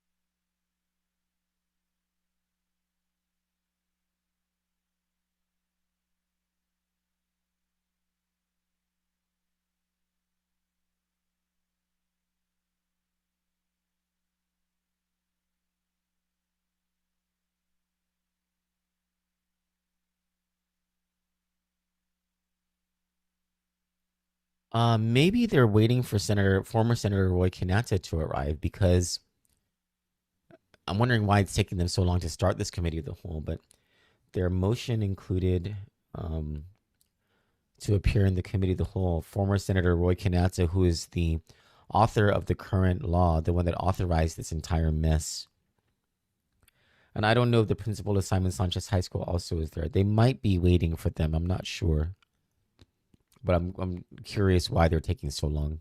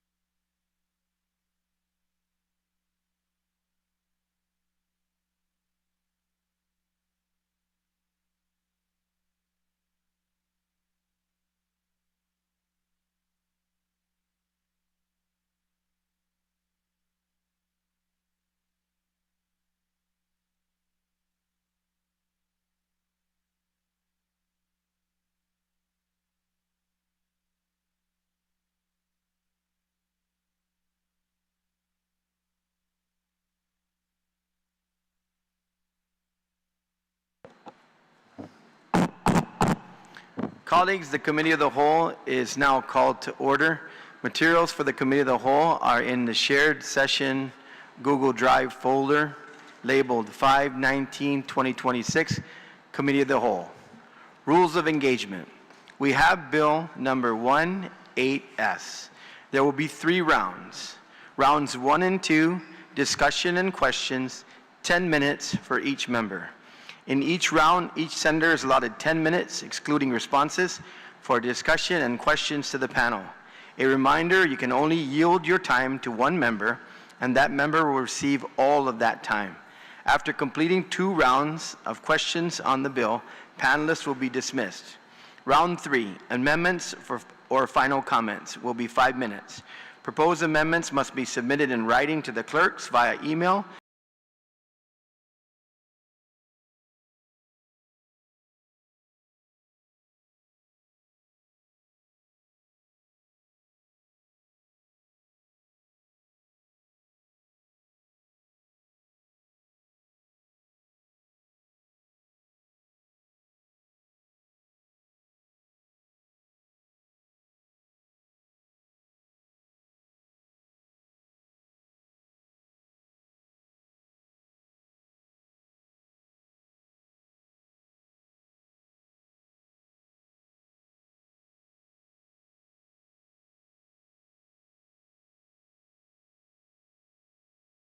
Son of a gun, I was making myself some food and then while watching it, the stupid thing went off again. Well, let me reach out to the executive director of the legislature, Joanne Camacho.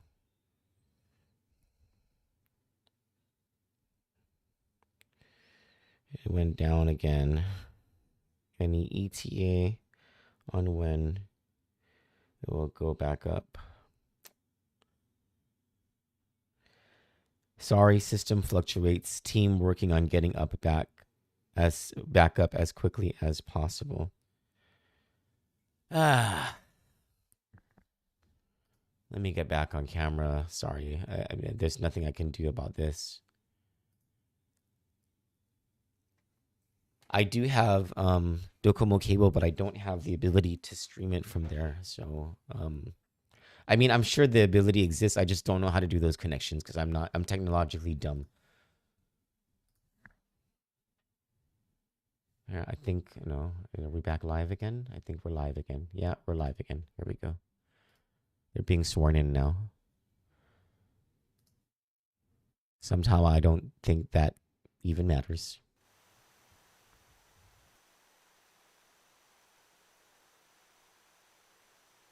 Susmasi Sarge. Mr. Speaker, you're recognized at this time for 10 minutes.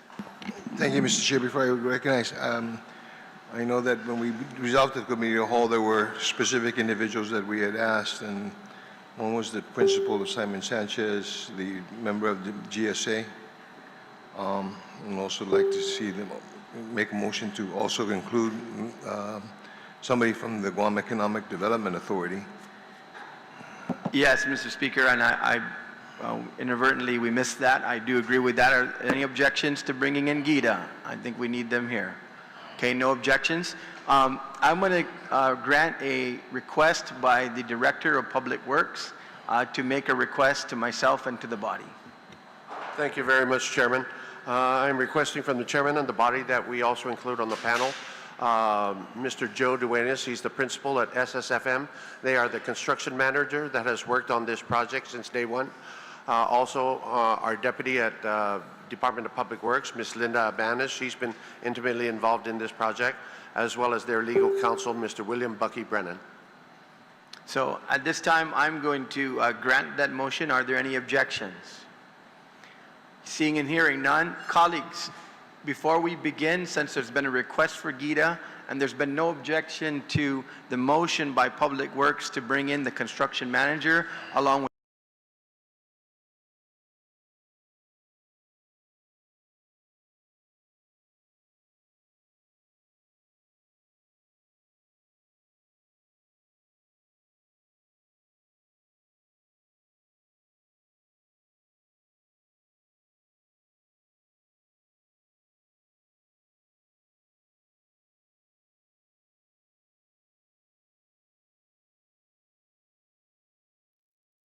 There is something truly dysfunctional about the legislature. It's infuriating.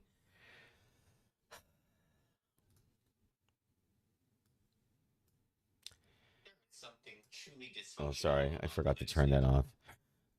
The lag time. Anyway, uh, I'm sure they know that their live stream went back off. I don't know whether they were gonna say we're gonna recess again so we can get those people who we forgot to include in the panel back onto this, or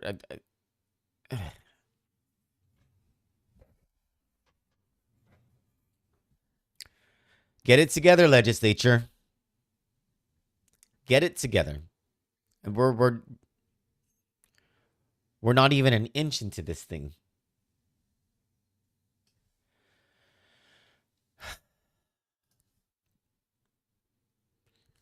I am refreshing.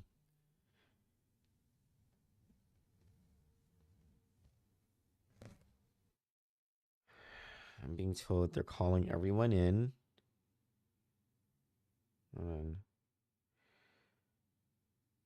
So the swearing in happened. They're calling everyone in.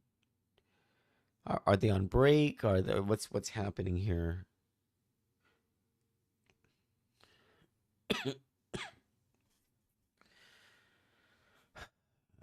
Senator Sabrina Salas Matsanani made a motion for the negotiating panel to be brought in.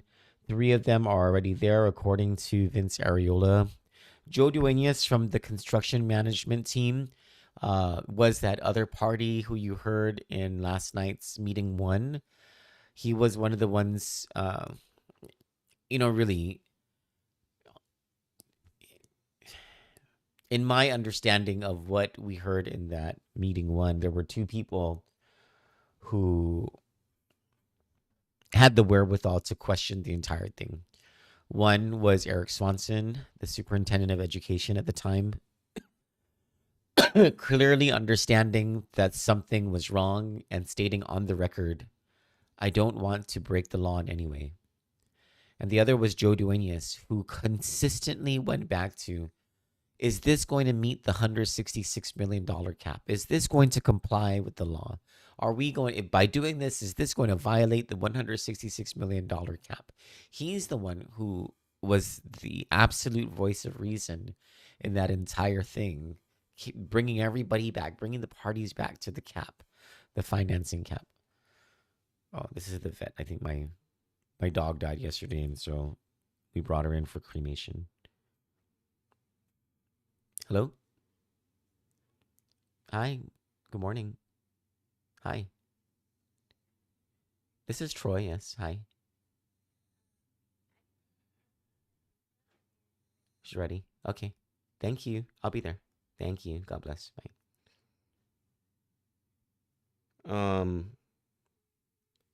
Yeah. Well, I didn't want to think about that at all, but okay.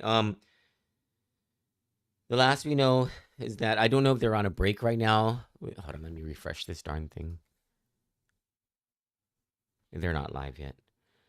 Barnett is speaking now, talking about the explosive reporting from Kandit News. I cannot believe we are missing all of this. Great job, legislature, or YouTube, or whoever. He makes a motion to be provided transcripts of recordings played by Kandit News. That's Senator Barnett. Thank you to my sources who are providing this information to us.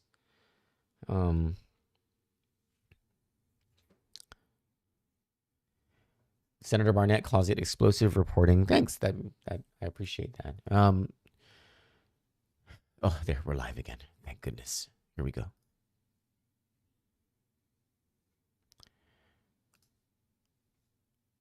Mr. Chair, and I agree, I understand the question or the concern raised by the good gentleman. However, these are transcripts and these are from an independent source or a media source and everything. The question is, in the negotiations or in this, is there copies of transcripts from those recordings with the negotiating team or with DPW? Because other than that, we could be waiting until forever and a day to get those transcripts. Thank you, Mr. Speaker. Senator Montanani, you're recognized. transcripts of the audio recordings of the negotiation team having conversations with with Cortec. So, yes. Because as we understand, what we heard in the broadcast last night was that there were several meetings and there were audio recordings. So we would like to see a transcript of all those audio recordings, and if possible, copies of all those audio recordings related to these negotiations. Thank you. Is that the will of the body? Sure. Director would like to respond to that. The entire procurement record is online. Emails, letters, recordings, minutes, transcriptions. So everything is online right now as we speak. If you wanted complete transcriptions, we were in negotiations for several weeks, 3, 4, 5 hours a day. If you're looking at absolute transcriptions, that's going to take quite a while. I think even just the audio recordings, where exactly can we find that? Is it on the Department of Public Works website or on the OPA's website? It's on our website. It's on the OPA's website also. So, may I make a suggestion? Given the fact that this is public record on the website, that we recess until 2 so that all members can avail of the record, listen to the recordings, and prepare their questions for the panel to save mountains of paper that would be on our desks, which I'm not opposed to, if that's the will of the body. But I'd like to give every senator an opportunity to review all those recordings and prepare their questions to come back at 2 p.m. this afternoon. Mr. Chair, Yes. dispense that respectfully. Are you dispensing of my motion then? No, I'm not. I'm just making a suggestion. I will come back to your motion. It was just in the spirit of this open discussion. But I think Senator Chalayi wants to speak because before you either close on your motion or continue the dialogue. Senator Chalayi, you recognize. Thank you. Just wanted to clarify, is the AG part of the negotiating team? No, ma'am, but they were present. There was a representative present There was. during negotiations, yes. And who was that? At one point, it was Assistant Attorney General Tom Keeler, and then there were 2 additional after they were like substituting. There were 2 additional attorneys that would be present as well. I don't have their names. All right. And then the DLM, did they attend? Yes, ma'am. Who? Celine Cruz.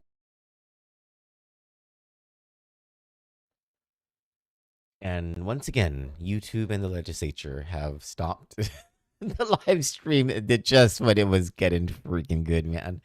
It sounds though like they're going to recess until 2 so that it gives senators an opportunity. There's like I think maybe 7 hours of negotiation committee audio and video. So they definitely won't be able to be all sped up by 2 p.m. But I think they'll have a pretty darn good idea just from meeting number 1. Excuse me, of what was happening. Hold on, okay, let me just, I don't know if they're going to go back into session. Can I get Jacob or my source over at the legislature even? Could you let me know what's going on?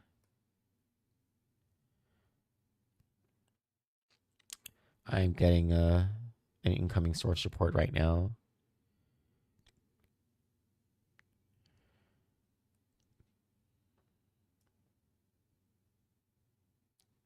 You know what happened? I went to a wedding on Saturday. It was a beautiful, most beautiful wedding I've ever seen. But I knew it. There was so many people. I got sick. I got somebody's cooties. And I cannot afford to be getting sick with a 6-day work schedule. And, I'm past that point. Like, I'm in my late 40s now. So I'm past that point where getting sick automatically means that I lose weight. That doesn't happen anymore. Like I gain weight when I'm sick. So it's not even worth it anymore to get sick. There's a Barnett motion that they're discussing about the transcripts for the meetings. He wants to see the transcripts and that it might take a little bit of time to provide transcripts, and says having them in front of the senators would help.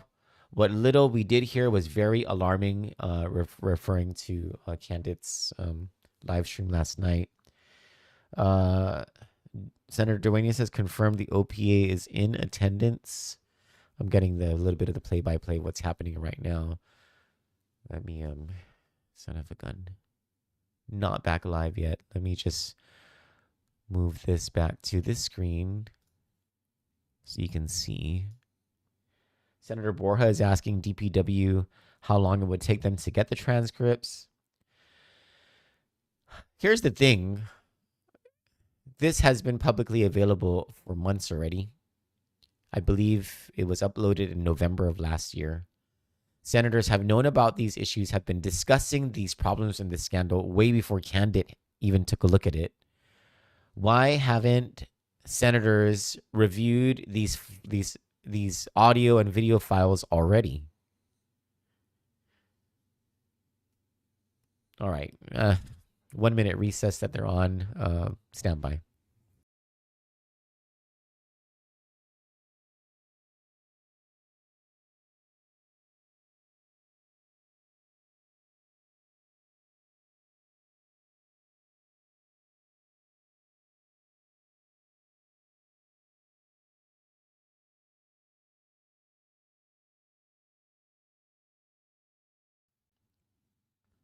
Let's see. Okay, they're back on live. There we go.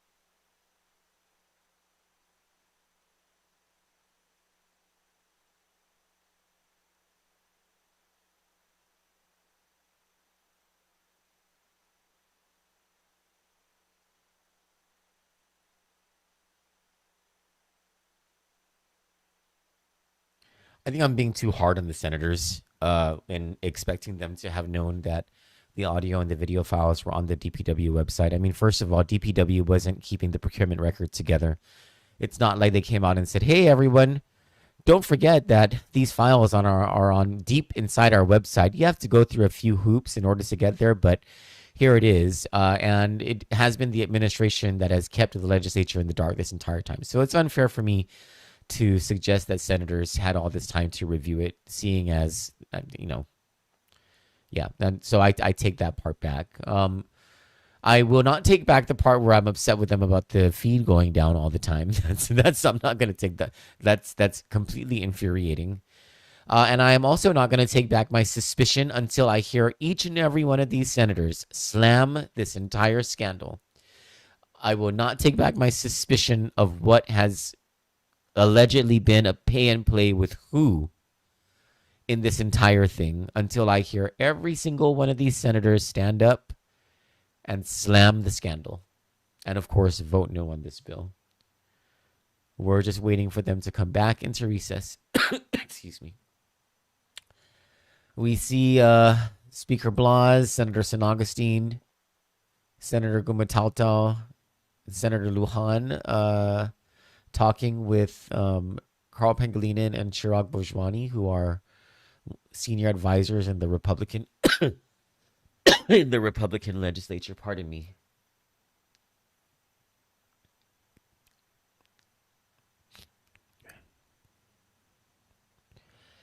Senator Borja and Senator Parkinson have something's going on around Senator Lujan's desk. Senator Salas Mazzoni is just minding her business. Senator Dueñas just biding his time.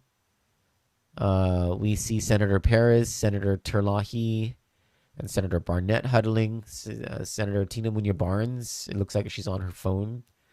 Superintendent Judy Wampat is in the corner by herself in the back.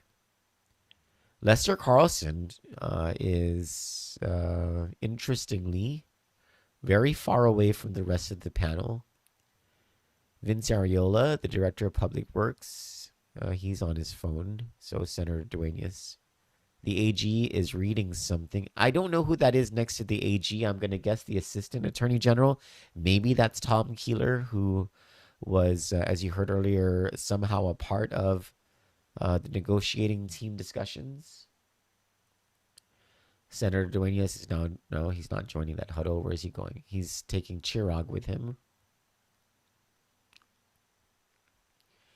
And Carl Pangilinan is joining in that discussion.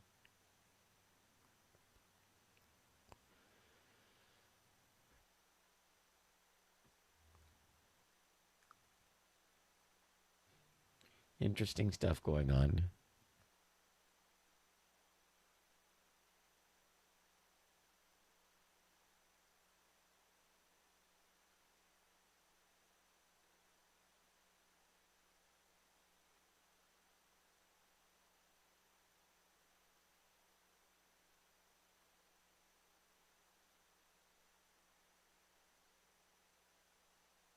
Oh, I am told that the gentleman sitting next to Attorney General Douglas Moreland is not Tom Keeler. Oh, wait, is that, I think that's the Attorney General's top deputy. Oh, gosh, is that Joe Guthrie? I'm told the AG has 2 assistant attorney generals next to him, including the head of the solicitor division and an attaché from his office, so 4 people total from the AG, including the Attorney General himself. Oh, next to the Attorney General is Attorney Lee Miller. Pardon me.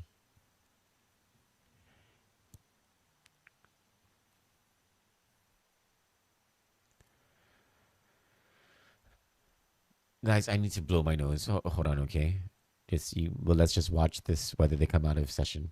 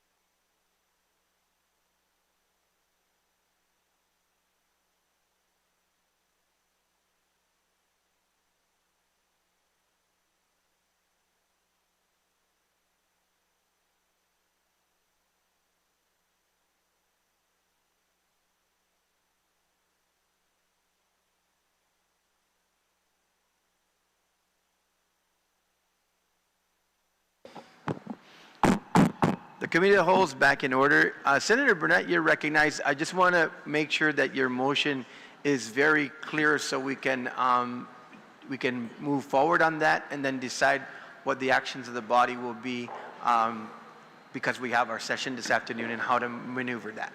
Mr. Dosmasi, Mr. Chair, and thank you for your indulgence of the motion. I guess to Director Ariola, you had said that it would take days, weeks to provide the body with these transcriptions because these negotiation meetings are, and I believe your words were 3 to 4 hours each?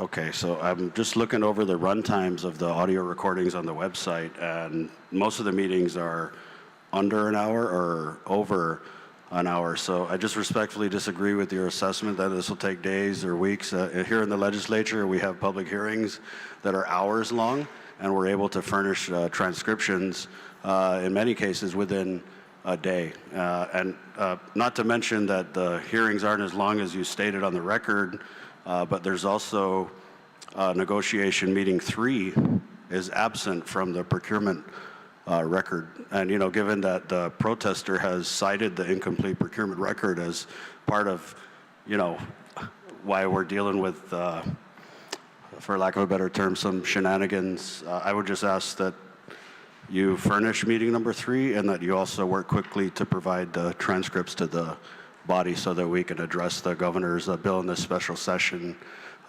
informed and moving forward. All right. That's fine. We'll do the, you want to yield to the senator? Right. We can do the transcripts. Okay.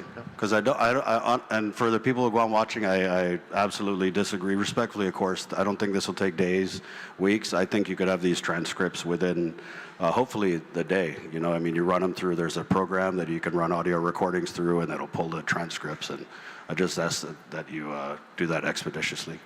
Mr. Chair. If that's the will of the body, we'll give it our best shot. I want to renew my motion again to provide transcripts.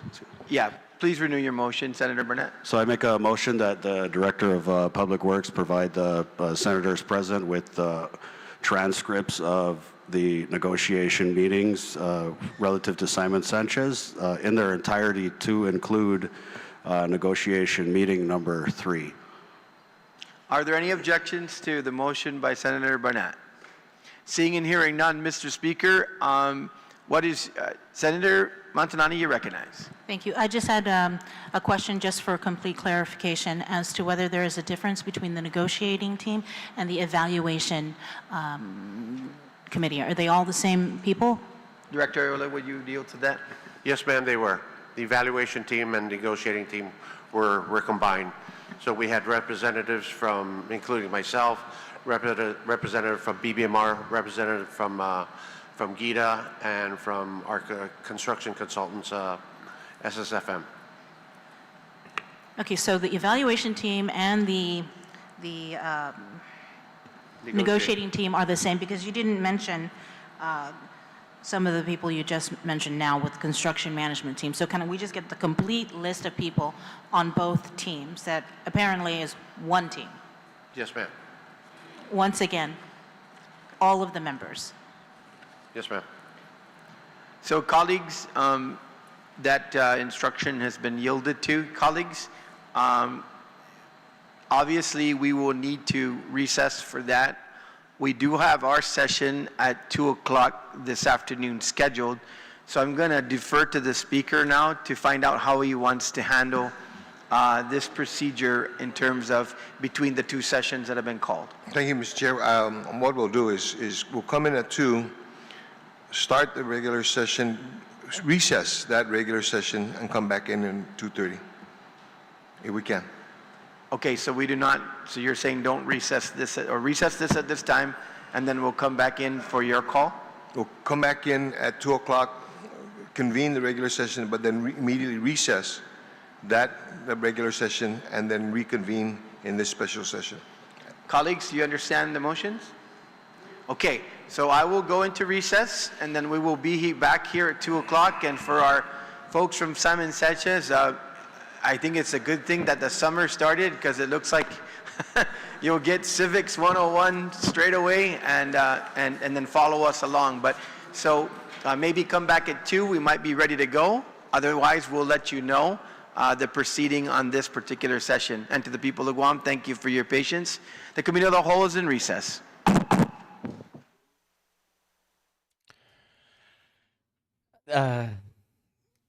I don't know how quickly Public Works is able to get that the transcripts over to the senators. But I gotta imagine that everybody in that room, or almost everybody in that room during all of those meeting negotiations, is not feeling good. Vince Ariola did not look well in that committee of the whole. You can tell that some of the senators are just walking on eggshells right now. And they have the added pressure of students from Simon Sanchez High School being there. But this is, my friends, the same political playbook that happened with JFK, where, at that time, it was then Senator Calvo who was able to orchestrate political pressure on the legislature to circumvent the procurement process that led to the building of JFK, which at the time was the most expensive school ever built, and even more expensive than Teton. And it will be the most. It continues to be the most expensive school ever built. This will eclipse Simon Sanchez High School. Will eclipse JFK by an exponential amount. Not exponential, but by multiples. And this one's different. We didn't have tape recorded meeting negotiations involving the developer and the contractor, and the developer and the government knowingly moving forward with negotiations after understanding that the price was above the cap. I mean, and then openly talking about donating more to senators so that appropriations can be made to the profit of the company. It's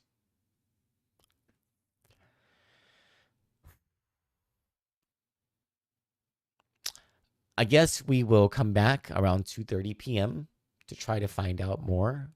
And I hope that the legislature figures out this whole issue, or otherwise I'll ask Eric Rosario to connect the stream directly to the TV so that we can have Docomo, because we have Docomo cable played on, I think it's channel 116, so that there's no interruption, but we'll try to figure it out. For Kandit News, I'm Troy Torres. We'll be back at around 2:30 p.m. today to watch what our senators are doing. You all have a great day until then.